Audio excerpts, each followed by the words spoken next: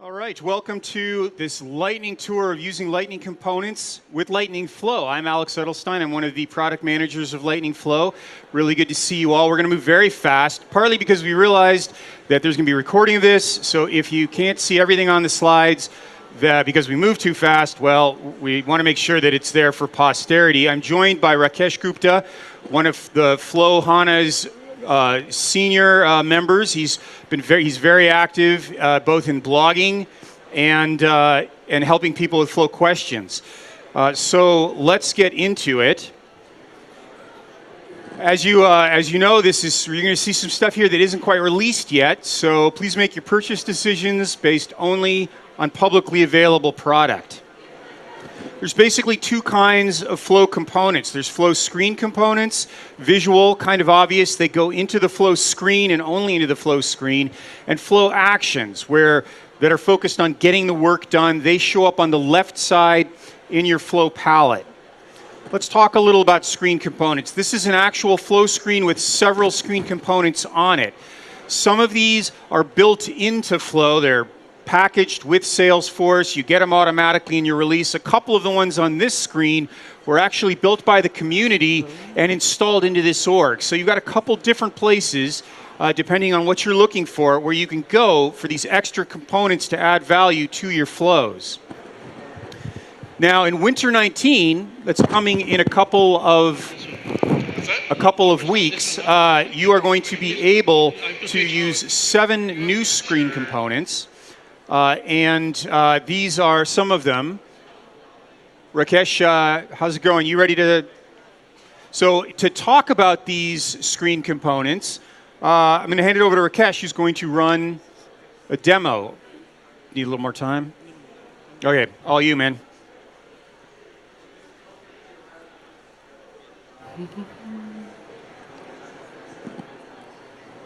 Oh, right. Let's start with that. Yep.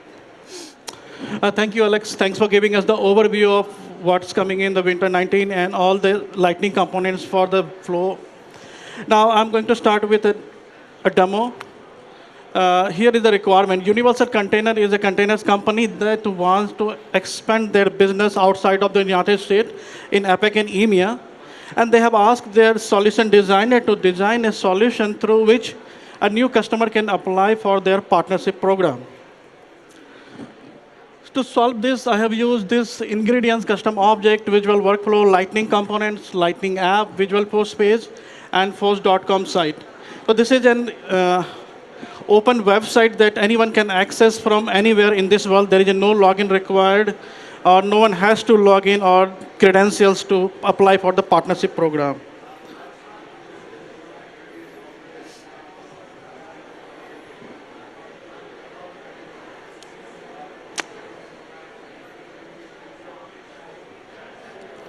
So here you can see this is a website. It's open for anyone. Anyone can access it from Chrome. There are a few components here. You can see tell us about yourself, your company, upload document, and confirmation. So everything built here, you can see it's a Lightning component on top of visual workflow. So you can create a Lightning component, and then you can include those Lightning components into your visual workflow. And you can see here the output. So let me give you the demo here. Let's say I want to apply for this partnership program. So I can here enter. And this is all preferred email or preferred phone. These are the Lightning components. Before Winter 19 release, you have to use a text format of the Lightning. If you ever created a visual workflow, you have to use text component to grab the email address, and then you have to write regex validation rule to validate that email format. But this Lightning component allows you to do everything. Just enter the input, and the Lightning component behind the scene will validate the data, email format, and phone numbers. So for example,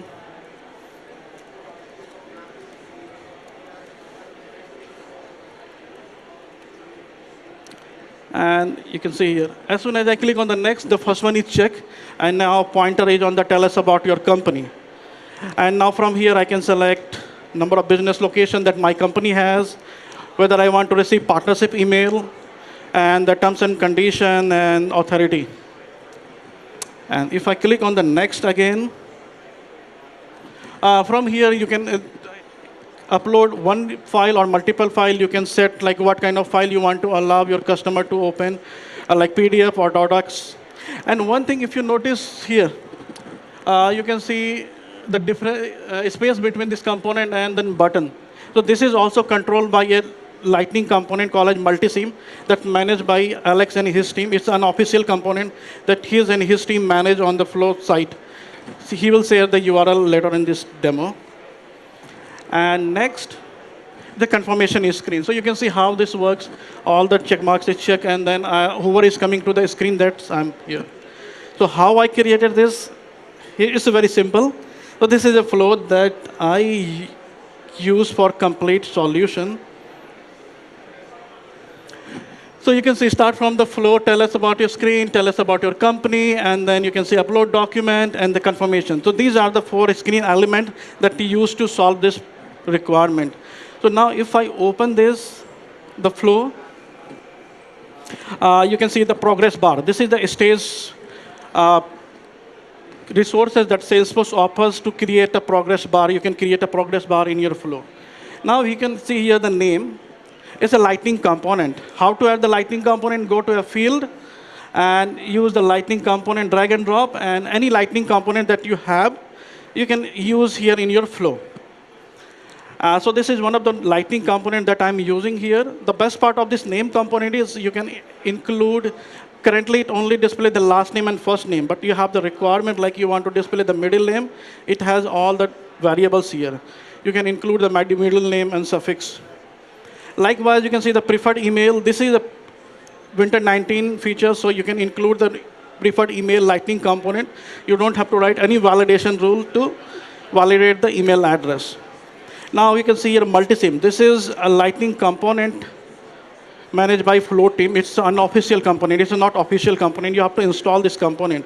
And what this component do? This component allow you to set the space between this component, so you can have the space and like better UX. So if once you move the screen by screen, the buttons or component will display on the same location. And if I go here on the second one, it's the same, like different Lightning components you can see I'm using here. And one of the Lightning components, we have to upload the flow, upload the file. So if I go here, there's a Lightning components by Salesforce. It's available everywhere, all the org. And you can upload the file from Lightning component. Now, the things you see here is the force.com site. If you ever work on the Salesforce, you know about the force.com site. Force.com site is a way through which you can open your Visual Force page for the outside of the rest of the world. So they don't need login to access your stuff. Like here you can see. So when you embed a flow in a Visual Force page, what happens is it will display in the classic mode, even though runtime Lightning experience is enabled for the flow. So you have to convert your flow into the Lightning component. And how do you do that? Here we have an application, Lightning app you have to use, and you have to set the dependency with the Lightning flow.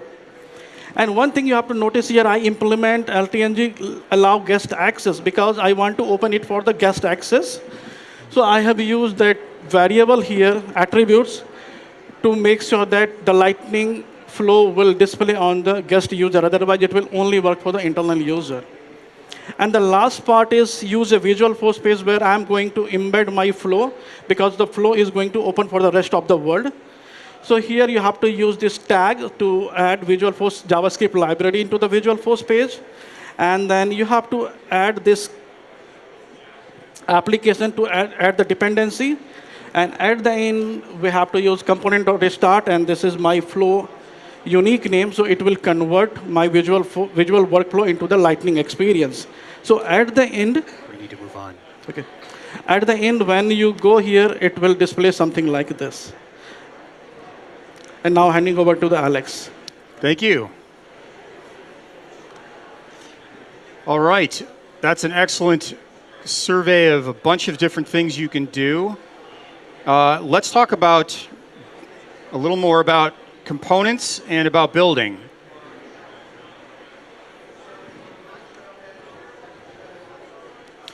So you saw from Rakesh how you can take a component and add it to a flow screen today. One of the things that I'd like to show you is that it's going to get a lot easier. That's a little bit clumsy, that approach that you see on the left there. Now, this is the new flow builder that's going to be available in 4 months.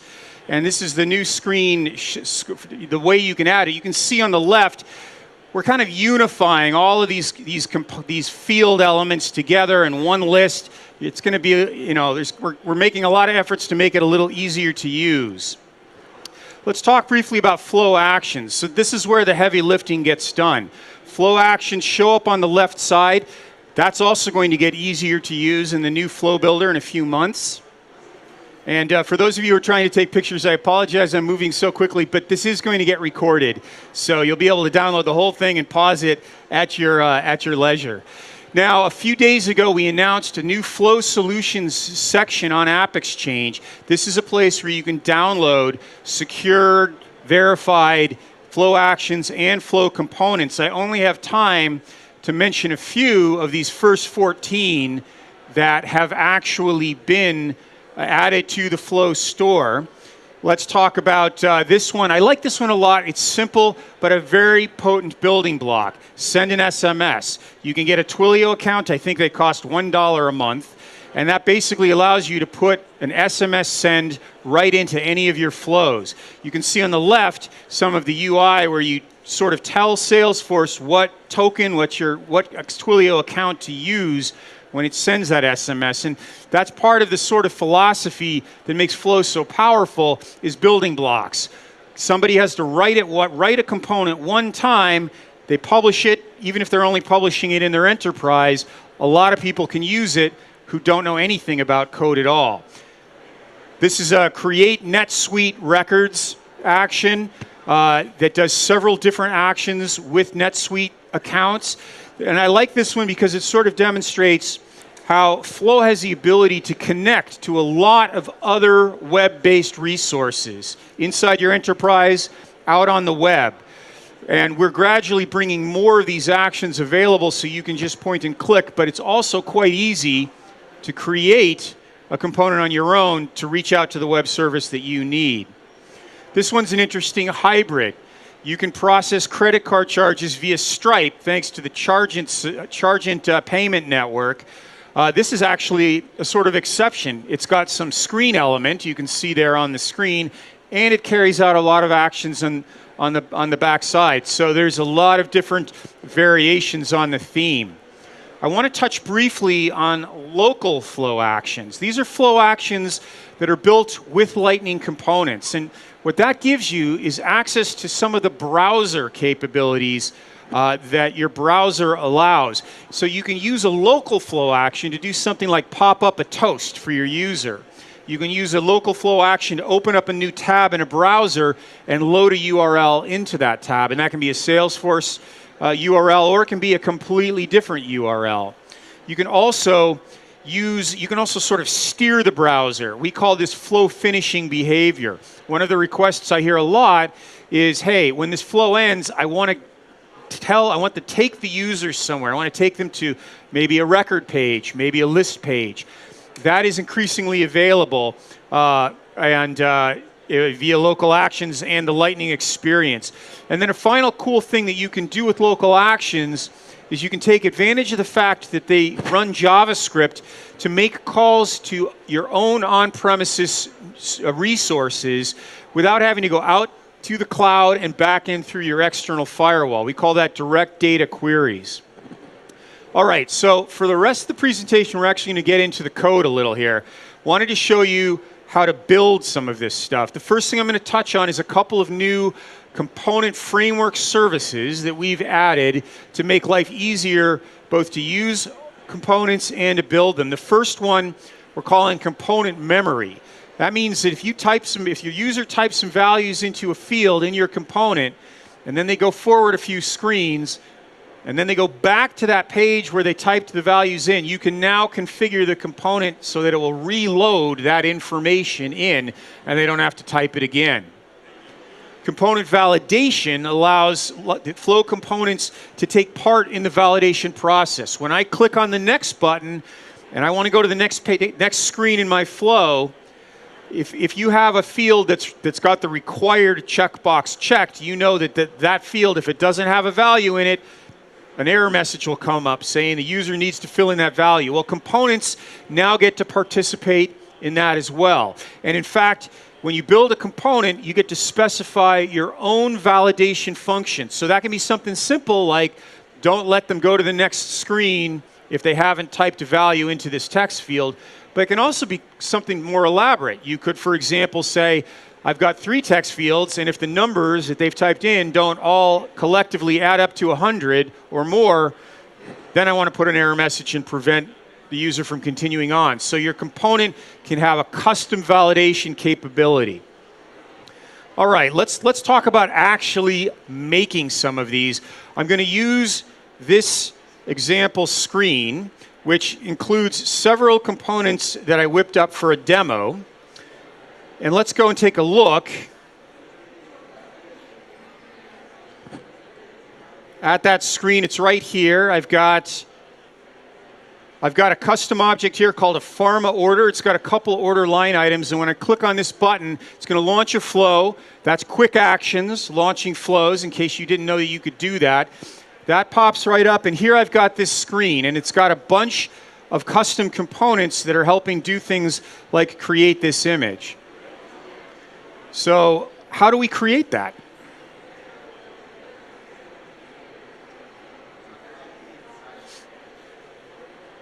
Let's focus first on this click to dial. Little component here, you click on it, it'll dial whatever dialing system you've got hooked up to Salesforce. Now the pattern that I'm using here I call the wrap pattern. Wrap pattern basically focuses on the fact that there are a lot of components out there already that just aren't flow enabled. And one example are the Lightning base components. And so what you see here is our recently published developer component library, and that provides a way that you can get a base component, but it doesn't show up in flow. So how do I make it show up in flow? Well, I create a component of my own called click to dial FSC. And you can see several things going on here. We've got a marker interface called implements available for flow screens. This is the magic string that causes a Lightning component to show up in flow for people creating flows. Now I put the base component that I want to use inside my wrapped component. So you can see its reference right there, Lightning click to dial. Just like you would add it to any page. And then I'm passing information from my parent wrap component into the base component. You can see there's 3 values there. Value, reward ID, record ID, and param. Now, to pass those values in, I need attributes. So I create 3 attributes, one for each of the values I want to pass into that click to dial component. And I also create 3 entries over on the design page. Now, this may seem like a duplication of effort, but it's very important because it allows you to separate your attributes into the ones that you want to keep private and the ones you actually want flow creators to see. Let's talk about horizontal rules. This is kind of fun.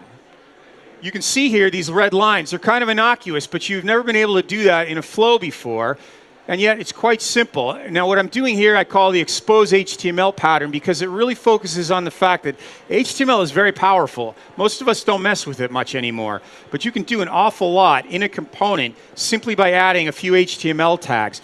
This is all it takes to create a Lightning flow screen component that puts a horizontal rule on your flow screen. And that's because HR is something the browser knows how to deal with.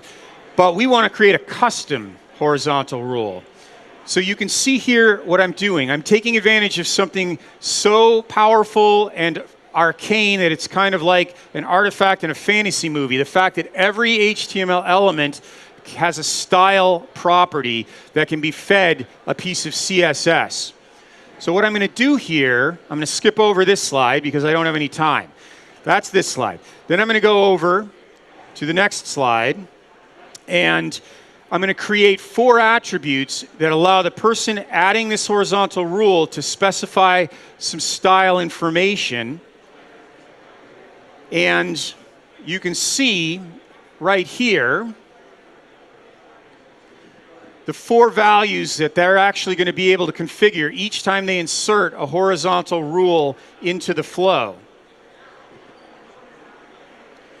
So we've got one complication. The person configuring that flow is giving me 4 values. The browser expects this one compacted string down here at the bottom. So to deal with that, I'm going to use a little JavaScript. I'm going to add an init handler. This one line basically says every time this component loads up, every time someone clicks refresh, run this JavaScript function. And then over in my JavaScript controller, I'm going to add this function. And what this function does is it loads in those 4 values that the person configuring the flow specified. Then it does a little string parsing. It just uses the plus operator, packs that string together, and saves it in an attribute that can be passed to the browser as a style attribute of that horizontal rule. And the CSS here, you can use a lot of website resources to take advantage of that. And let me just show you the impact. If we go over here and go into this screen, well, you know, I just don't think I'm actually going to have time for this. So what I think what we're going to do is we're going to publish an expanded version of this presentation because there's a few things we just weren't able to get to. But the last thing I'll show you is actually how you can use this. So let's make this horizontal rule blue, and let's change the thickness in pixels to 10. And so I've got that all taken care of here. And let's save this. And I need to do a save as. And now, one thing I'm going to do to save a little time here, I'm going to grab this record ID, and I'm actually going to use the new Flow debugger. This is very, very powerful, and you should take advantage of it, because I can just paste in my record context and move on. And there you can see that we now have this custom horizontal rule, which literally you can create in about 10 minutes. And notice that each different instance of the horizontal rule can be configured on its own. So I've got one here that's blue. I've got another here that's red. So that's all the time we have. For the folks watching back home, we're simply going to run very quickly through a couple of slides so you can pause them on your own. You can use iteration to iterate through a list of S objects that you get, a collection in Flow, and stamp out different blocks of HTML, very powerful. You can use the style file in Lightning Components. You don't have to do all that string complicated munging that I showed you before. If you know what style you want, you can add it using a more modern approach with classes and style sheets. Local flow actions work very similarly, but they have this different implementation marker that says Lightning available for flow actions. Coming up on the roadmap, we're going to make it easier to configure the components. We're going to make it easier to create actions that create connections and allow you to SaaS services. We're improving the support for MuleSoft, and here are some of the additional official out-of-the-box screen components and actions that you can look forward to in the spring version in just a few months. So thank you very much. Don't have questions as a group, but Rakesh and I will be right down here and happy to take your questions in a few minutes. Thank you, and enjoy the rest of Dreamforce. Oh, resource sheet. This pane, very good. If you're going to take one picture, take a picture of this. These 4 entry points lead you to pretty much all of the great information that's out there. And don't forget Rakesh's blog, automationchampion.com. So that is truly all we have. I apologize to whoever's prep time I just pillaged for the next session, and enjoy the rest of your Dreamforce.